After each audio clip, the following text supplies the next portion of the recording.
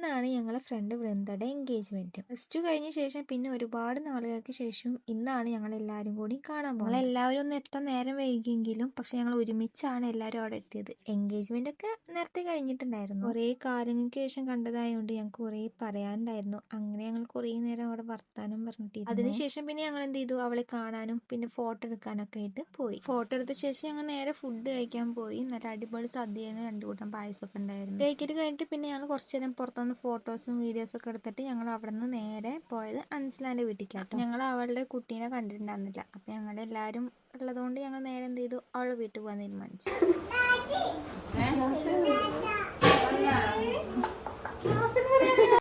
ഇത് ഷംനാന്റെ കുട്ടിയാണ്. അവന് പിന്നെ അവിടെ ഒരു കളിക്കാനുള്ള കാറ് കിട്ടിയ കാരണം പിന്നെ അവൻ അതിന്റെ മേലെ. പിന്നെ അവിടെ നിന്ന് ഇറങ്ങി നേരെ ഞങ്ങൾ എന്ത് ചെയ്തു, ഗായത്രിയുടെ വീട്ടിലേക്ക് പോകാൻ തീരുമാനിച്ചു. കാരണം അവിടുന്ന് കുറച്ച് ദൂരെ ഉണ്ടാകുന്നുള്ളൂ. രേഖയും ഗായത്രിയും കൂടി വണ്ടിമ്മ പോകാൻ പറഞ്ഞു. പിന്നെ ഞങ്ങൾ 3 പേരും കൂടി നടന്നിട്ട് പിന്നാലെ താരായപ്പോഴേക്കും ഇവര് എന്ത് ചെയ്തു, വീട്ടിൽ വണ്ടിയൊക്കെ കൊണ്ടുപോയി നിർത്തിയിട്ട് ഞങ്ങളെ കൂട്ടി കൊണ്ടുപോകാൻ വേണ്ടിയിട്ട് വന്നിട്ടുണ്ടായിരുന്നു. ഞങ്ങൾ അവിടെ കുറച്ച് നേരം ഇരുന്നു. കുറേ നേരം അവിടെ നിന്നിട്ടും സംസാരിച്ചു. അവിടെ പുതിയ വീടായിരുന്നു. ആ വീട്ടിൽ ഞങ്ങൾ പോയിട്ടുണ്ടായിരുന്നില്ല.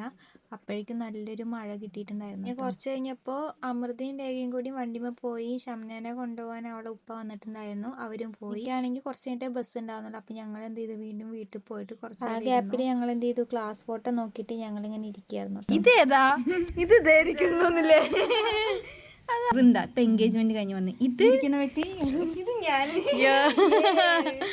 ഇത് ഞാൻ നമ്മൾ ഒരുമിച്ചറിഞ്ഞില്ലേ. ഇത് രേഖ ഈ ലൈൻ മൊത്തം ഓർമ്മയുണ്ട്. ഇതാ നമ്മളെ പിന്നെ ഞാൻ അവിടെ നിന്ന് ഇറങ്ങി ബസ് കയറി ഇതേ വീട്ടിലേക്ക് എത്തിട്ടോ. അപ്പം ഇത്രയേ ഉള്ളൂ ഇന്നത്തെ വീഡിയോ. തരാം.